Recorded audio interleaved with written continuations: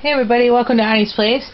I thought we'd work on Halloween cards since it's October. Yay! Alright, I should show you the stamps. So I colored this guy. And that is, let me grab it quick. That's how I store most of my clear stamps right now. Unless it's a little bucket thing. I find it. Should have pulled it out ahead of time, but I didn't. Okay. These are the ones we're going to use. So that's this guy from Stampendous.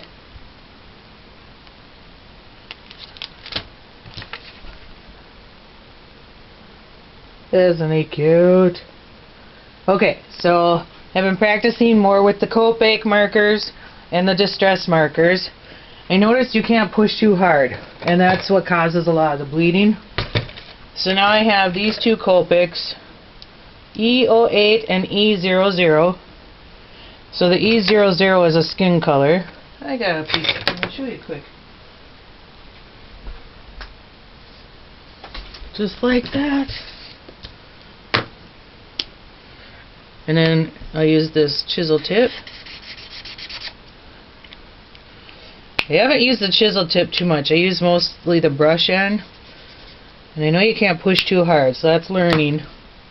I think that's maybe why I had a little bit of problem at my Copic class, because I'm used to pushing because I use pencils a lot to color. And this is like orange color, and that's E08 and E00. Okay, and then the distress, I got the spice marmalade.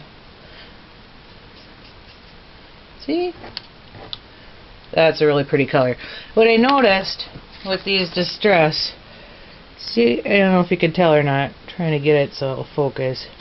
See how the very tip right here curves?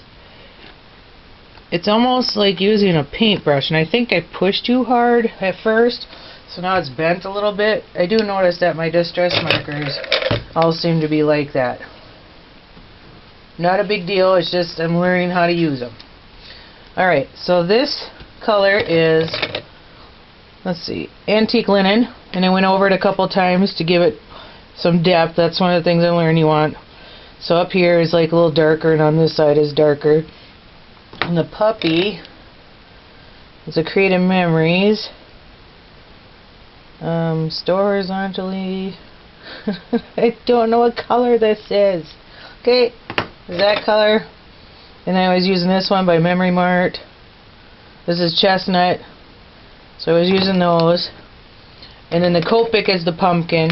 And then the top here of the pumpkin is peeled paint. And the blue on his eyes is broken china. So those are the markers I used. So what we're going to do is tear this a bit, because I want it rough looking. Try not to tear your image, but if it happens, it happens. Alright. I did a couple of these. I gave them to my friend. They turned out super cute. So I'm going to make a few more so I can send cards out to my family for Halloween. And I'm going to do a little distress ink pad and water to color this in a bit. Turned out pretty cool when I went to Scrap Fest and I took that Tim Holtz class. I really liked it. I think where to start? Let me get a paper towel here. Let's start with vintage photo. So all I'm doing is wetting this paintbrush a bit. Bring it in the camera here. Wipe it off. Get a little ink on here. And just kind of rub it in. So I'm trying not to hit my image, but go right up next to it.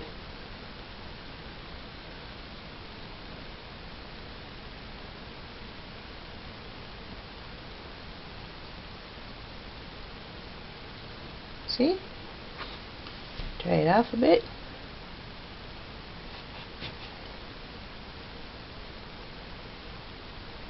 like so. And what Tim Holtz would say is that distress inks never permanently dry, so as soon as you add water, you can move them around again. And I'm finding that to be true. It's practice. So it's another reason I'm trying not to hit the image, because I don't want it to start bleeding out of what I've already done. I went through with a white marker where I goofed, so I could see there's a little white blob there, or a white pen, and it's not gonna fill in there, and that's okay.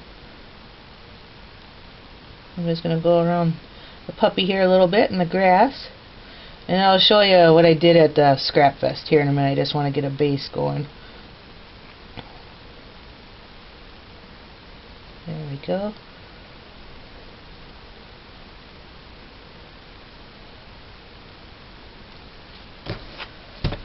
Dry that off. Okay. So what can we do up here? Maybe I don't have yellow. I have wild honey and spice marmalade in this. I wonder if this would bleed. Let's see.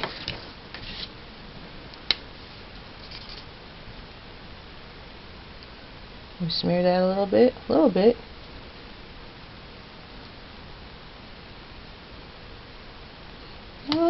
Not as much as the distress markers for sure. So, gosh, I don't want to put a bunch on there. Let's try this. Let me clean this brush off. Whoops. Let's touch the wet paintbrush to the marker. Let's see what happens. It's pretty bright, but it works. Alright. Because we can always come over this with some more vintage photo or another darker color if this turns out too bright, which it looks like it's going to, and that's alright. We'll just tone it down a bit with something else.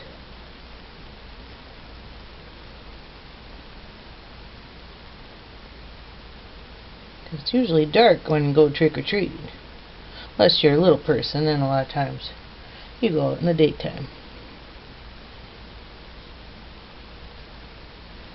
Okay, take that off. Let's clean a brush.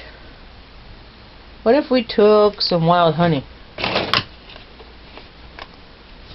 might be kind of cool.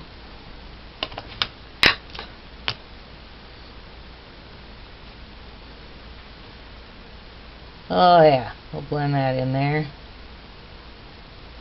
Some different colors going. I'm just dabbing my brush a little bit with some water and then going right on the distress pad. See, it's adding some more orangish color, which is good. And let's add some over here.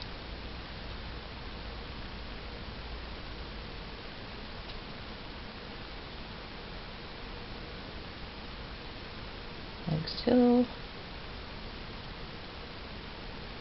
Blend that in a little bit. See, this is easy, and this is going to make cute something to put on a card. So we'll do a little bit of this tonight, and then we'll make a card tomorrow with some of these so they can dry. Need a little bit in here. Oh, doo -doo -doo.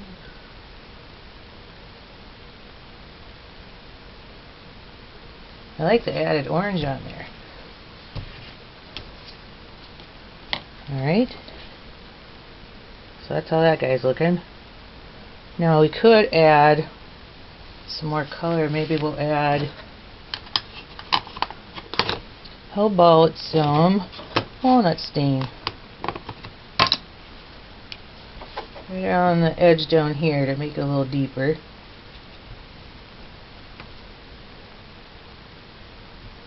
It's nice to have multiple shades. And what I'm doing also is trying to hit the edge of the paper where I tore it, so it's a little darker there.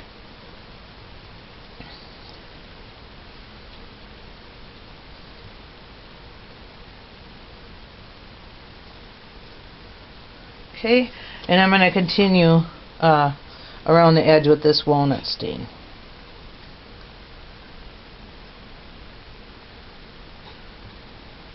Oop.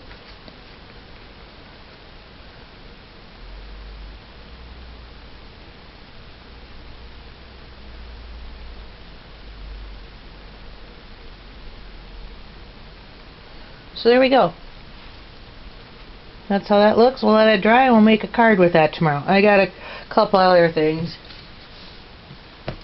I got one like this, one like this. So I'll work these up tonight, paint them up, and a couple of witches. And we'll shoot a card tomorrow and do some fun stuff for Halloween this month. Thanks for watching. Take care. Bye-bye.